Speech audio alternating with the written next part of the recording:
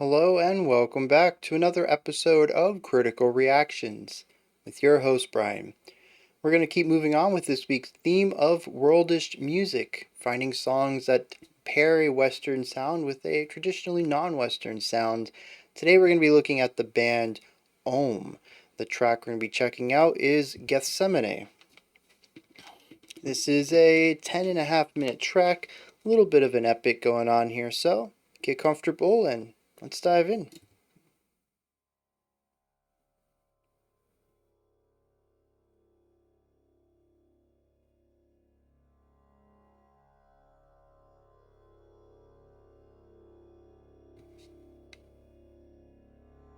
Oh, there's a drone going on, but it's very quiet.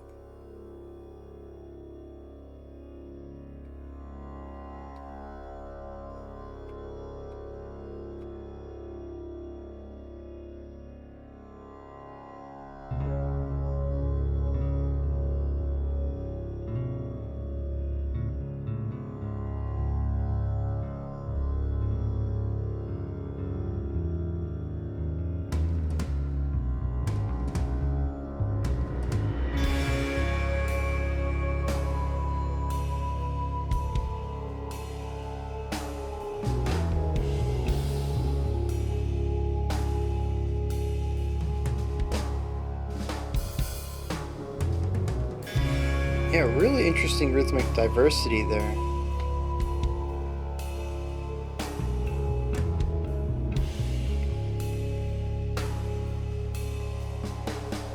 Let's see what our tempo is.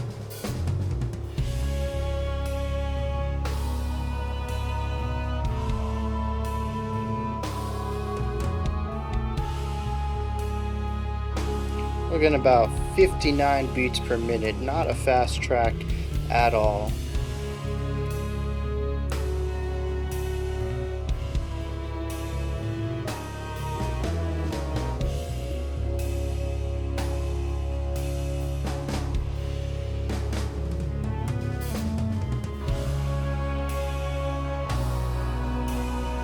Really beautiful atmosphere.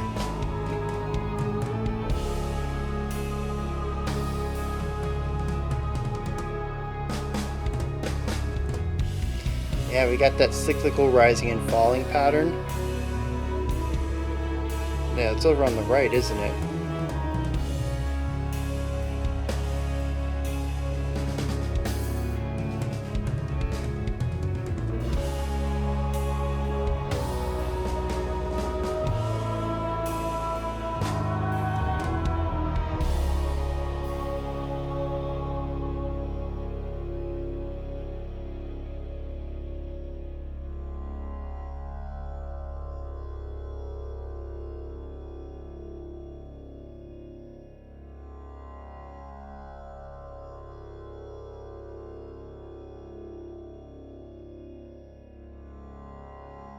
I'm going to turn back to the drone. There's micro. Yeah, there's micro changes to the pitch.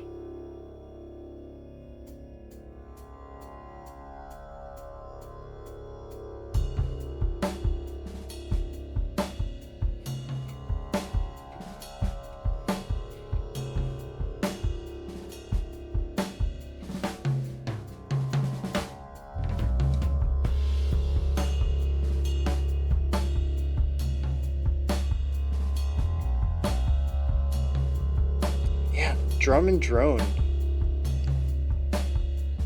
Even the constant sound over here is just a hi-hat.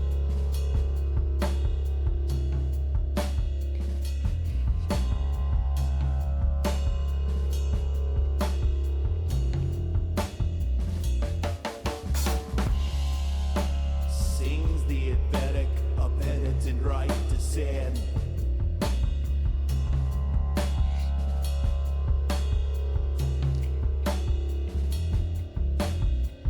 Toward redemption, strength and to seek.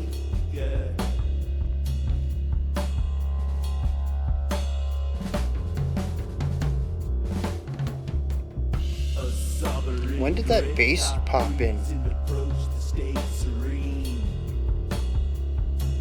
it's kind of snuck in there with the mix of the bass kick on the drums, but yeah, there's some pitch to that. That's a bass guitar.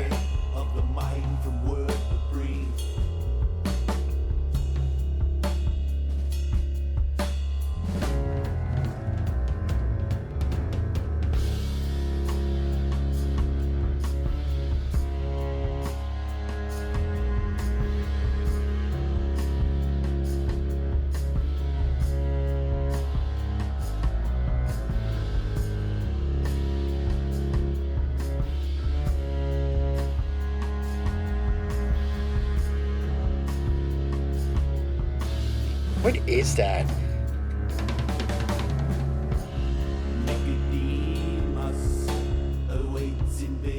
I mean, it could be a cello, could be a double bass, bowed, but it's lacking the bowing texture, but it has the consistency of being bowed. Could be digital. Anyways, I love the sounds.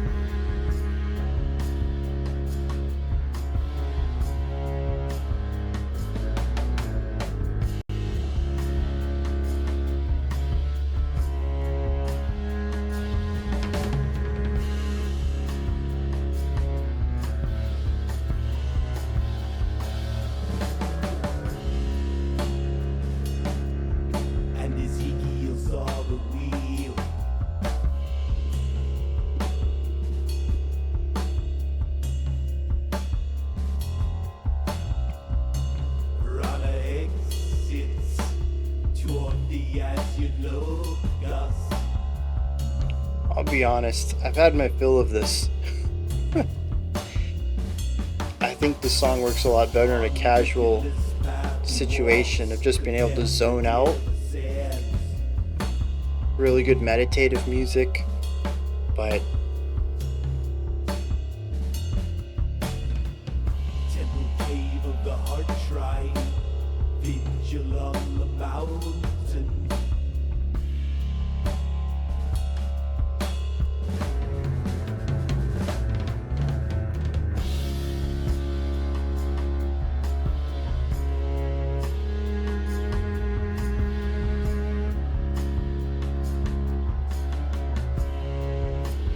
see, I saw the dude back there on the keyboards, or synthesizers if nothing else. I'm gonna guess that this really cool string sounds is digital.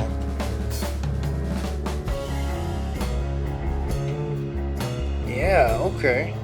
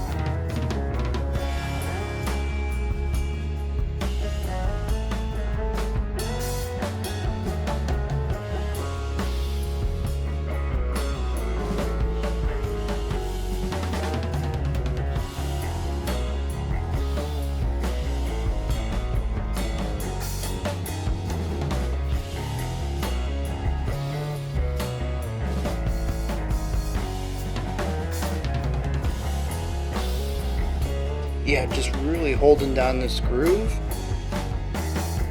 but opening it up with little patterns like that.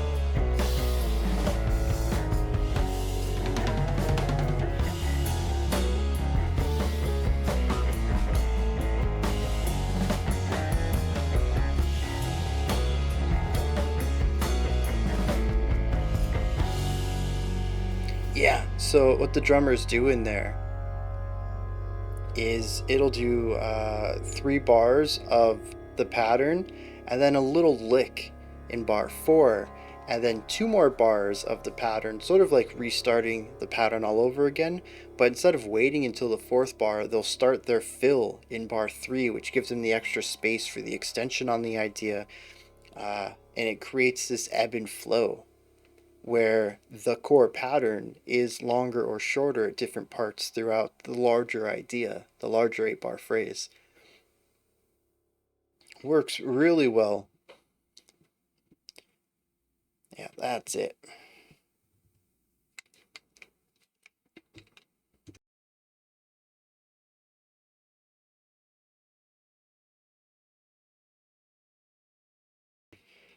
There's no way to dance around this. There's a lot of drone to this, there's a lot of repetition to this. There's not a lot to dig into. Musically, up until our final minute there, it's rather simplistic. We did have an opening that was a bit more uh rhythmically complex than the rest of the track, and we saw a return to that in our third section there at the end of the track. But a majority of this song was the middle section, our B section, and it was very simple drums, primarily just to keep a general groove and to keep the time laid down in a pulse. The bass played along with it, primarily echoing what the bass kick was doing, but applying different pitches to it. And the vocals singing on top of it very sparsely. It felt like only a couple of syllables at a time and then a long pause. So maybe like a line of the lyrics over 4 bars. Actually, it's slow. It's over 2 bars, and then like 2 to 4 bars, maybe 6 bars worth of instrumental, just allowing the song to breathe. And so we spend a lot of time in that B section letting the lyrics get sung out. And while we spent a lot of time there, I don't get the feeling there was a lot of lyrics despite the time we were there. And that's primarily because there's so much pause between each line, each phrase. I don't know. The other thing present at that moment, of course, is also the drone, which occasionally takes the form of like I said, I don't know, a cello, maybe a double bass. It can get some lower tones on it. It sounds bowed, but it doesn't sound bowed. It has the consistency of the note where it just keeps getting held out longer and longer without a change to any of the texture, but it's lacking that grittiness that bows tend to have. The sound of the friction of the bow rubbing on the string itself. My guess is it's digital from our synth guy in the back there, and the patch just it's string like, but it's not a perfect recreation of a string instrument. Either way, it sounds great. It really doesn't matter what it is. I love that sound. I love the width and power to it. Um, and that's like 60-70% of the track right there. It's just real slow moving, great for meditation. Uh, Great to just zonk out to. Just close your eyes and just let it wash over you and just, forget about the worries of the day. Um, And like I said, aside from that, though, we have our intro and our outro, which are a bit more rhythmically interesting. I went over a little bit about what the rhythms were doing there in the end, especially with the drummer's pattern of utilizing these smaller drum fills, if you want to call them that, against larger drum fills and having this uneven representation of the core pattern. 3 bars one time and then 2 bars the next. And so not only do we have this asymmetry within the 8 bar pattern itself, but we also have the asymmetry of the fact that none of the fills are the same from phrase to phrase. So it allows us to bring in something dynamic to the track. Not that the static nature was a bad thing. I was just over it.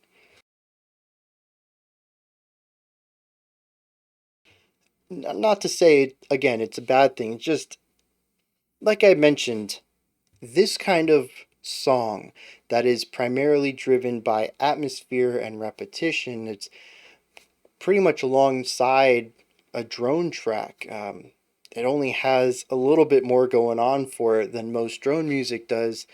I don't really think it works well in this context of critical analysis. That's not to say that it has nothing worth diving into, but it just has very little for me to pay attention to from moment to moment. Usually, I can pick up what a section is doing within 30 seconds, given how sparsely layered things are, and then I have 6, 7 minutes ahead of me of chilling with this vibe, which is just something I'm not used to doing in front of the camera with the lights on and standing up to listen to music with a microphone in front of me, having an expectation for me to give my thoughts on it. And so I do grow weary of tracks like this a bit more quickly than I would in a more casual setting, listening to it more casually. But overall, I'm glad I've listened to the song. I thought it was really cool. It does a really nice job of mixing like Middle Eastern meditate. I don't know if it would actually be meditative music to them, but it feels meditative to me as a Westerner, with the sounds of a rock band. We have the bass, we have the drum kit. The drum kit brings a lot of rock sensibilities to it. And then we also have the synth guy who, kind of brings a classical element to it. Yeah, because aside from our opening drone, we get that low string instrument. So